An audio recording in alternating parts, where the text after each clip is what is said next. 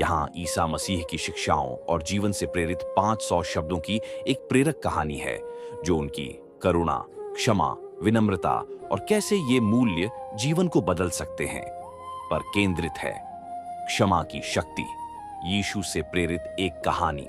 गलील की पहाड़ियों के बीच बसे एक छोटे से गांव में एली नाम का एक युवक रहता था। वह अपने पिता की तरह मछुआरा था, लेकिन उसके दिल में कड़वाहट भरी थी। सालों पहले उसका बड़ा भाई उनके परिवार की विरासत चुराकर गायब हो गया था।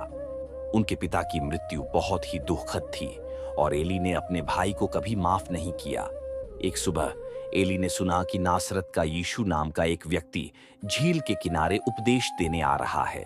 लोग उसे भविष्यवक्ता, चंगाई देने वाला, यहाँ तक कि मसीहा भी कहने लगे। उत्सुकतावश लेकिन संशयी होकर एली भीड़ में शामिल हो गया। यीशु ने एक ऐसे राज्य की बात की जो तलवारों या सोने से नहीं बल्कि प्रेम, नम्रता और क्षमा से बनेगा। उन्होंने कहा, अगर कोई तुम्हारे गाल पर थप्पड़ मारे तो दूसरा गाल आगे कर दो।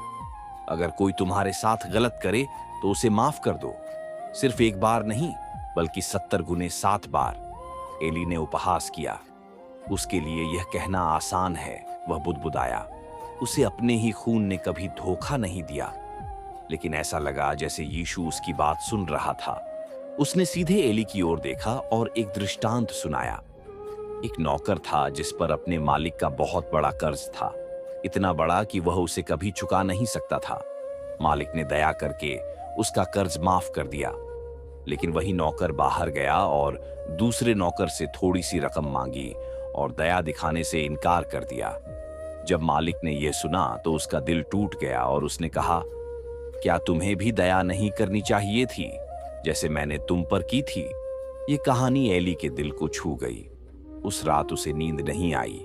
ये शब्द उसके मन में गूंज रहे थे। उसे याद आया कि उसे अपने माता पिता से कितना प्यार मिला था।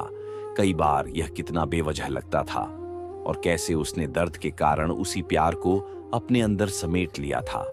अगले दिन एली ने कुछ ऐसा किया जिसके बारे में उसने कभी सोचा भी नहीं था।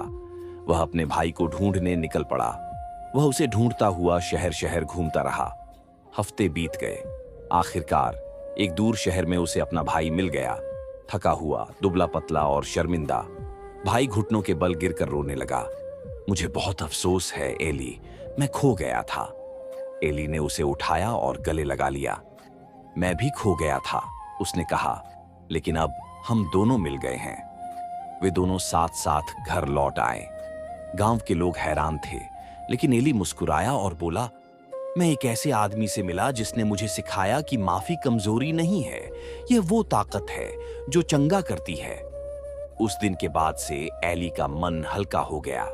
वह अब भी कड़ी मेहनत करता था, लेकिन अब वह अपनी मछलियां, भूखों को बांटता था। वह न केवल एक मछुआरे के रूप में बल्कि यीशु के एक अनुयायी के रूप में भी जाना जाने लगा, जो उसी प्रेम और दया को दूसरों तक फैलाता था जो उसे प्राप्त हुई थी। नैतिक। यीशु ने सिखाया कि सच्ची ताकत बदले में नहीं बल्कि क्षमा और करुणा में निहित है। एली की तरह हम सभी बोझ उठाते हैं, लेकिन जब हम नफरत के बजाय प्यार को चुनते हैं तो हम न केवल खुद को बल्कि अपने आसपास की दुनिया को भी ठीक करना शुरू कर देते हैं।